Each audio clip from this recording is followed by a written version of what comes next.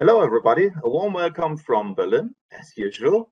Today, we're going to talk about the Change Risk Manager, as it is a part of the Cloud Pak for Watson AIOps in version 3.3. And to bring you that topic a little bit further, I have a guest here, which is Suresh. Do you want to briefly introduce yourself? Hello, everyone. My name is Suresh Kumar. I'm a developer manager in Watson AIOps. I specifically own the change risk component in AIOps. And today I'll go over the change risk followed by a short demo. Thank you. Cool. You already briefly advised my agenda, so which is on the next slide. Would you switch over? Yeah, so we have a brief agenda. There are a few slides prepared, which we are going to talk you through. So briefly position what we're going to talk about, then actually talk about the Change Risk Advisor, then where it's located in the overall solution. And then after talking about all how that works, we're going to show you a demo. And with that, I think there is the overall architecture slide. Yeah, exactly. This is the Cloud Pak for Watson AIOps. And on the left side, you can see we have multiple ingestion channels, which are divided into structured data and unstructured data. Structured data, for example, like events or metrics, or unstructured data like weather information or log files. There are quite a number of capabilities that we can take into consideration for our AI manager. And if you go from left to right through the architecture in here, starting from the top, for example, we're taking events in here. That's the part where the former Netcool product portfolio is positioned. We have taken in the capabilities of Netcool in here, so we can receive events via the old probes, as well as we have new cloud-based adapters.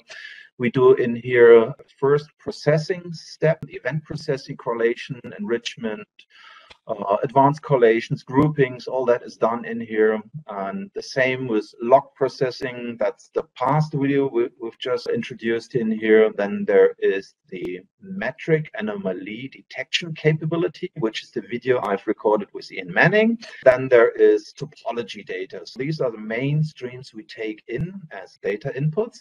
And after the first aggregation and correlation levels, we do have central processing, you could name it, and attached to that is the user interfaces. And the user interfaces do have all the various capabilities in here. For example, we have dashboarding in here, we have the administrator user interfaces in here, runbook automation. And the red circle depicts the topic that we're talking about. So we're talking about the integrations into ticket data, how to use ticket data, and there's also the capability of having the APIs which are here. So there are various APIs. For example, for the runbook automation, you can use an API system to create runbooks, delete, update runbooks, all these kind of things. The same for event manager, metric manager. There are quite a number of APIs in here, as well as there are out-of-the-box integrations, for example, into ServiceNow and many other systems. And I think with that, I'll hand over to you, Suresh. Take it from here. Thank you, Fred. What exactly is change risk? Change risk proactively predicts any risk that is related to a change that is being deployed. And this change can be a code or a configuration change. Normally, the changes go through an approval process, and sometimes the approval process might be automatic, and the change that is being deployed, might be automatically approved. However, with change risk, it is possible to proactively predict any problems that might happen, due to this change. So when change risk is used to integrate with your ticketing system, for example, ServiceNow, when a new request is created, it automatically does the inference on the new ticket, and it will send a notification to SREs via ChatOps or within the ticket itself, for example, in the Notes tab in ServiceNow. And this prediction is based on the historic data that has been collected and it uses AI models, change risk AI models to do the prediction. In AI Ops, you can see the change risk model management in the AI Ops model management page. You can see the change risk configuration, and you can also see the other configuration for other algorithms, such as the log anomaly detection and the similar incidents.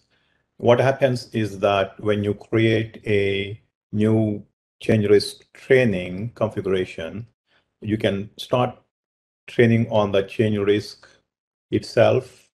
There are two ways to do it. One is on a scheduled basis, and the other one is to manually kick off the training.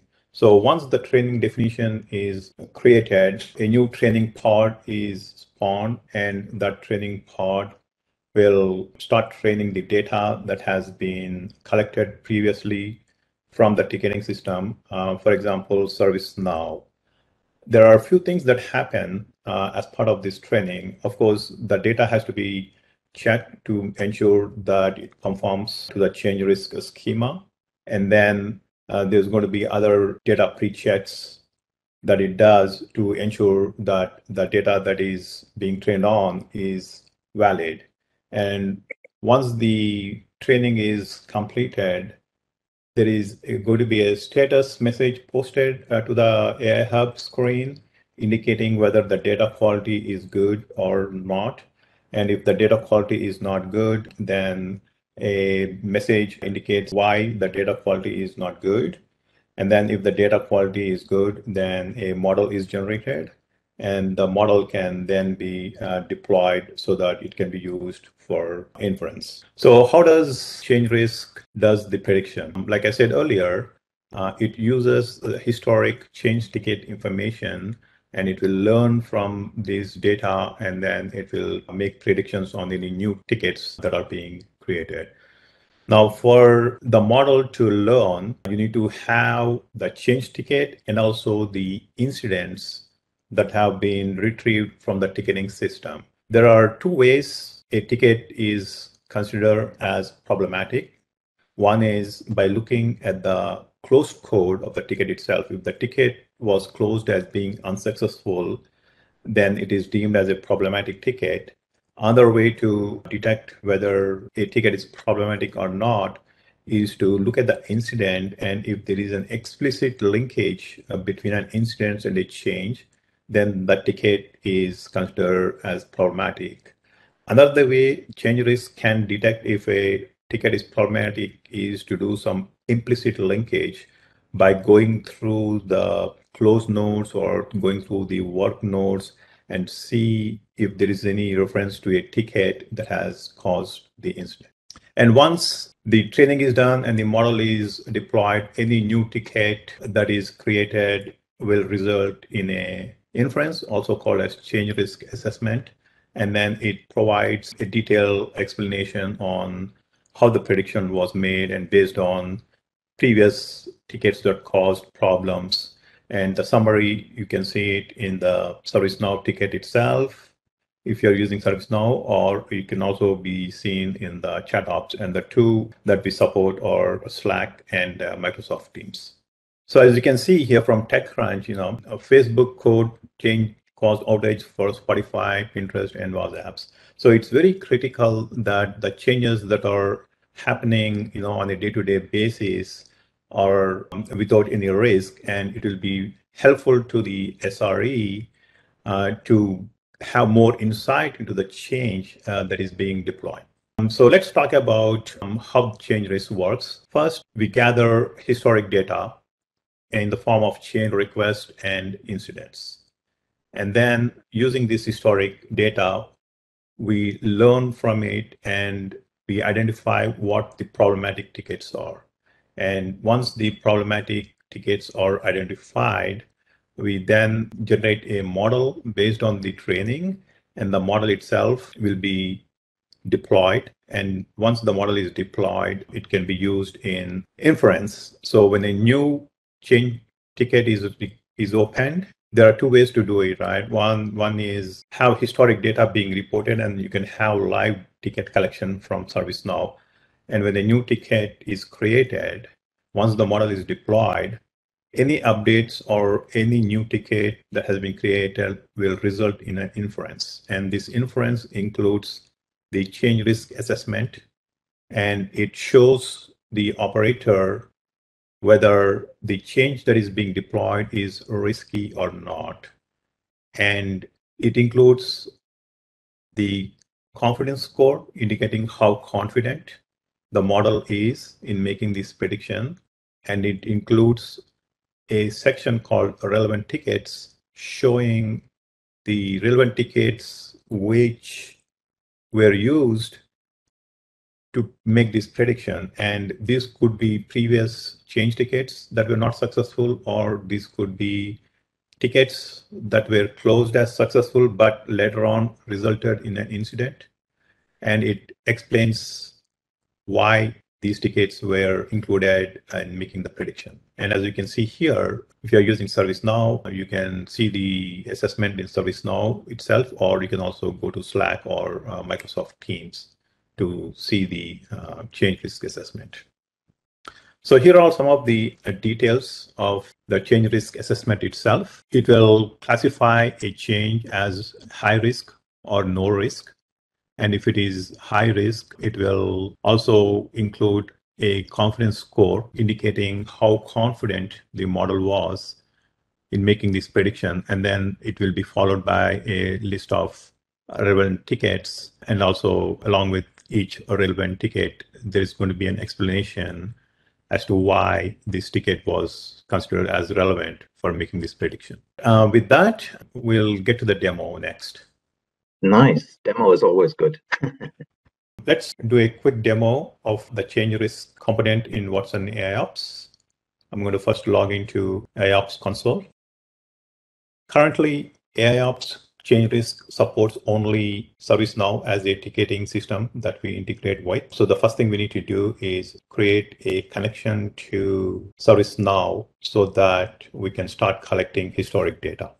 So you can do that by going in the AIOps console. And then from the hamburger menu, you can see the various options that are available. So we go to the data and tools connection. AIOps supports multiple connectors, one of which is ServiceNow. So let's go ahead and add a new connection. And as you can see here, there are different categories of connectors or connections that you can create. So let's pick ticketing and create a new connection to ServiceNow instance. Type in a name and a brief description. And I need to provide the URL to the ServiceNow instance, then user ID, then password. Click on next. And then I'm going to quickly test the connection to make sure it can actually connect using the credentials that I provided. We don't need to collect any topology data because that is not used by change risk, but we do need to collect ticket data. So set the data flow to on. And here you can see different options. One is the live data for continuous ticket data collection, live data for initial ticket data collection, and one for historic. So we want to pick historic data first. And then I'm going to pick a range. I'll go back a few years. A few years. So Yeah. how many tickets can you learn? Yeah, the more data, the better for the models. Models can learn quite a bit from historic data. So True. And as you can see here, there are different ticket types: the change request, incident, and problem. These are the default. We only need a change request and incident. We don't really need problem, but I'm going to leave it as is for now since that's the default. The sampling date is like 1 minute. We'll just leave the default. So a connection should be created now.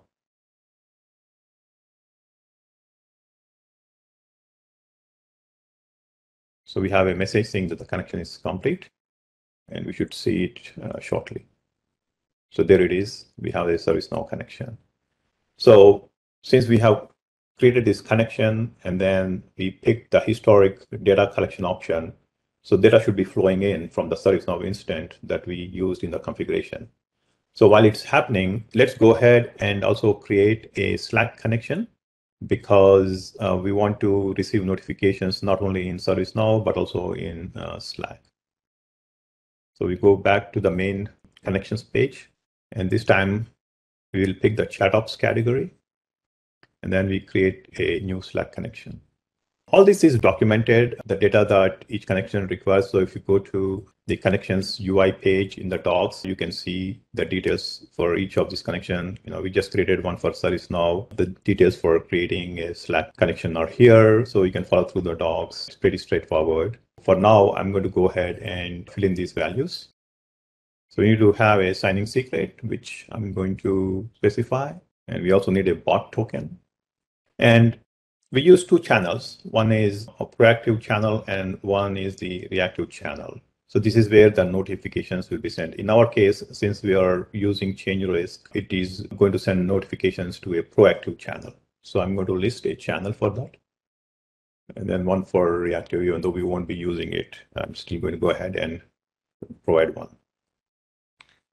I'm going to do a quick test to see if the connection is good. Looks like the connection is good.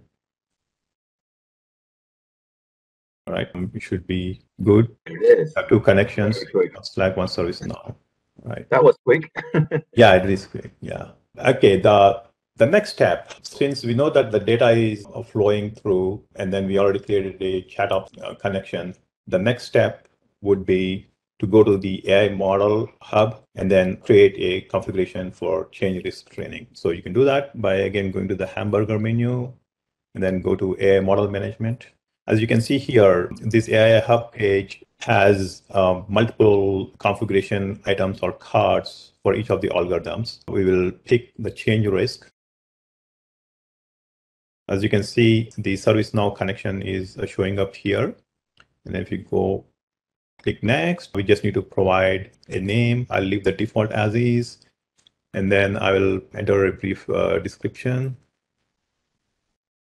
So the training can happen on a schedule or it can be kicked off manually. Since this is the first time we are doing, let's go ahead and do it manually.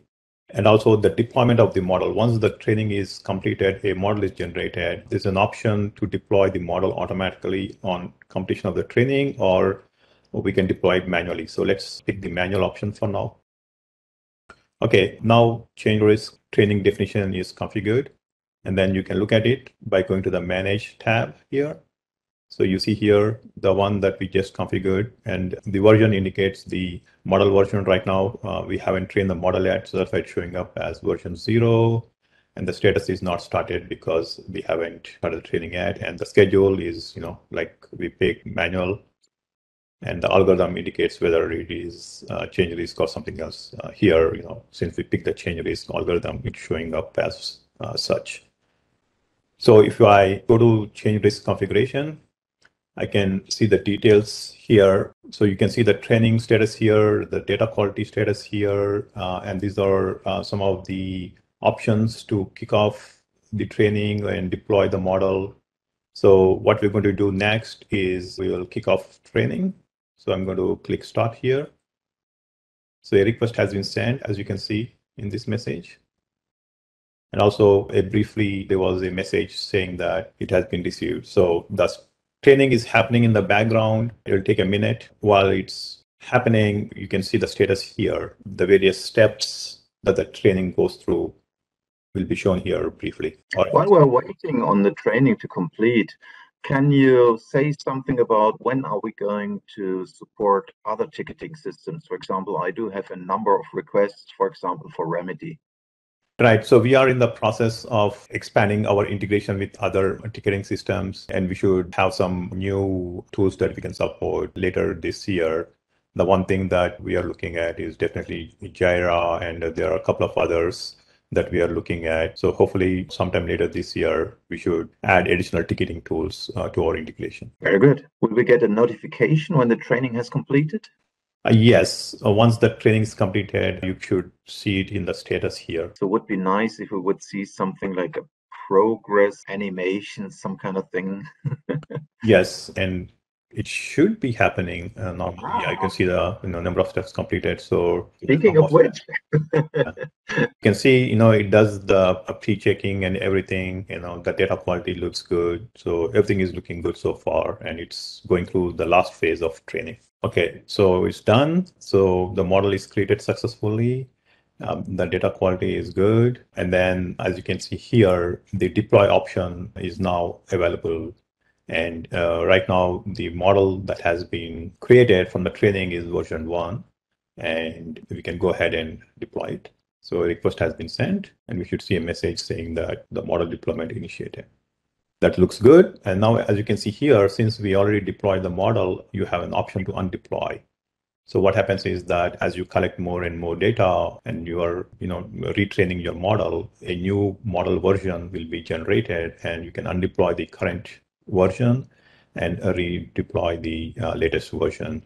Or if you have the training on a schedule, and if you have the model deployment automatic, as soon as a new training schedule fires, training happens and the data quality is good and the model training is successful, that version will be automatically deployed. So that completes the training part.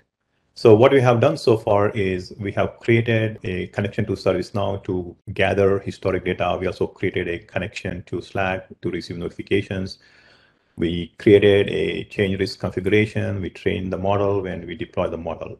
So now, since the model is deployed, any new change tickets that we create will trigger an inference. But before that can happen, we need to go back to the connections configuration, and we need to switch from historic to live so that any new data or any new ticket can be picked up and we can perform inference on. So let's go back to ServiceNow configuration. We'll keep everything the same. So here we'll change from historic to live data for continuous ticket data collection. And then we just save.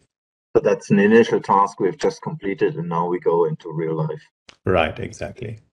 So now that the ServiceNow ticket data is being collected live, any new ticket should result in an inference. So let's check it out. So I'm going to ServiceNow interface now. This is the ServiceNow instance that we configured to talk to. And I'm already in the change ticket list page. As you can see, we have about 70 tickets, and all this data must have been ingested into Elasticsearch through the ServiceNow connector. So if I create a new ticket, I should be able to see an inference on that ticket now. So let me go ahead and do that. And then I'm going to create a new ticket. And the ticket type we're going to create is a normal ticket. So now we need to fill in all the details here. So please bear with me while I fill it in. So we'll start with the short description. So the change that we are going to make today is to upgrade Microsoft SQL Server to the latest version, since that has important fixes. And we give it a description. Then we need to provide a justification. Since the latest version has important fixes, we need to upgrade it to the latest version.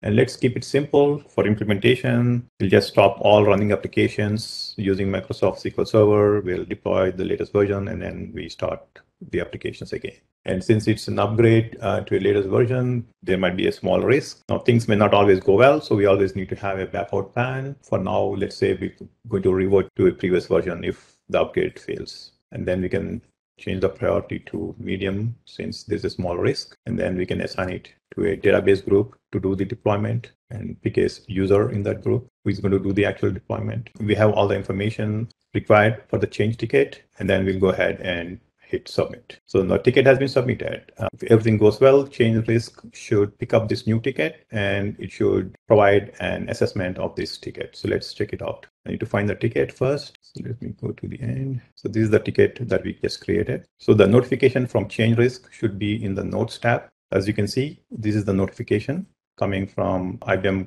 Cloud Pak for Watson AIOps. And then it is considered, this ticket is considered as high risk, and the model confidence score is 97%, which means that the model is 97% confident that this change is high risk. And the reason why the model thinks it's high risk is listed here. So as you can see, the most relevant change requests are listed here. For example, this particular change caused an incident, even though it was successful, this change itself was successful. Later on, it caused an incident. As you can see in the incident closing remarks, it says that they reverted Microsoft SQL Server. So this is a previous upgrade that was done that resulted in these two incidents. Even though the deployment itself was successful, after a while, these incidents were seen. And that's why this is considered as problematic. Similarly, there is another ticket that the model found, which is relevant, because that ticket was closed as being unsuccessful. And then again, the reason being that some applications didn't start up, so they had to back out the changes by reverting to a previous version of Microsoft SQL Server. Similarly, you can find another relevant ticket. Here, even though this ticket is not related to Microsoft SQL Server, it is actually a ticket related to a Postgres update, and it resulted in this incident. And since Postgres database is also similar to Microsoft SQL database server, the model thinks that any database upgrades might be a little bit risky. So that's why it is listed as a relevant ticket. If you notice, these tickets here are listed in a ranked order. So the most relevant is at the top and the least relevant would be at the bottom. Since the first few were related to Microsoft SQL upgrades in the past, that's why they were listed higher up as opposed to the Postgres upgrade, which is at the bottom. Now, this is the notification that we receive in ServiceNow itself. Let's see if we received any notification in Slack. So this is the channel that we used in the Slack configuration. Like I said, it's a change risk proactive channel. As you can see, it's the same ticket on which the assessment was performed, and then we received a Slack notification. It's similar to the one that we saw in the ServiceNow Notes tab, and the model score is 97%. And then the most relevant tickets are all listed here, along with the explainability as to why the model considers these are relevant change requests. So that's the short demo of change risk features. So over to you, Fred. Thank you, Suresh. That was very impressive. I really liked it. I hope you, as the audience, also enjoyed this insight into what the change risk manager can do for you. Thank you, everybody. Thank you, Suresh, for preparing this case and running it through for us. And see you another time in another video. Thank you all. Bye. Thank you.